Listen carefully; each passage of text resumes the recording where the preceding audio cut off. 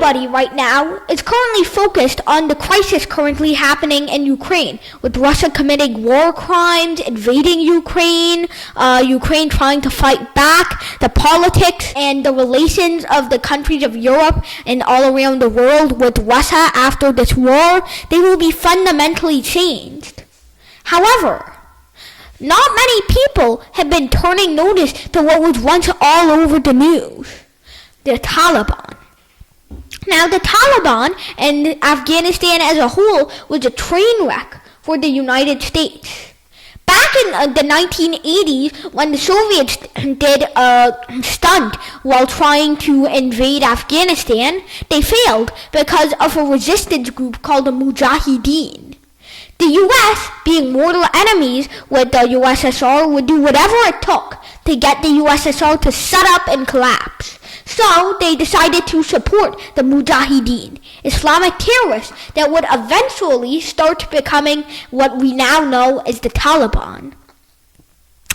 As the Taliban grew, it attracted more members with its false sense of paradise for Muslim people. However, it has been shown in recent years that Muslims and Islam are not really advancing, not just in the scientific field as they were, say, 900 years ago, but look at how many Nobel Prizes they've won, not in math, but in total.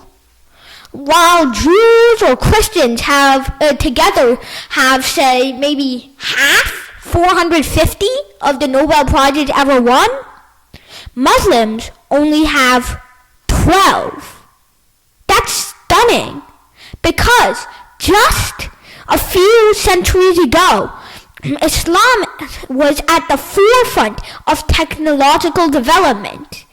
Islam was the leading scientific power.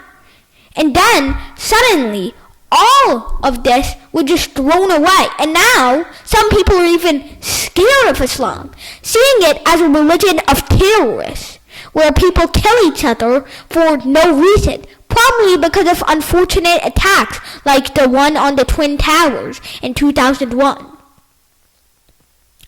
Now, this is extremely sad, because there are about 15 million Jews. Maybe it's changed since I last checked in 2018, but no more than 20 million Jews.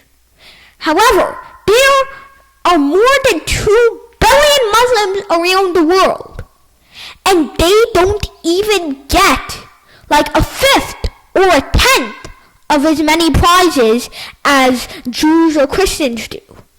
Why? Because, for some reason, the Muslim world has fallen from scientific grace and is now quarreling with the West, like, for example, quarrels with America over Saudi Arabia, America's interventions in the Middle East and Afghanistan, and a lot of Islamic countries' relations are starting to worsen, not just with each other, but with the West. And now, to many people, Islam seems like a religion not of scientists. Islam doesn't seem like a religion of those who are at peace. It doesn't seem like a normal religion. It seems like a religion of warmongers and terrorism. And that is exactly the opposite of what we want to promote. Religious or racial stigma is never the thing to do. And always, we should realize that killing each other is just morally wrong, especially when it's for such reasons as, say, the killing of Deborah Samuel, who was killed about 2 days ago, I think, by an angry crowd in Sokoto, which is a holy city in Nigeria.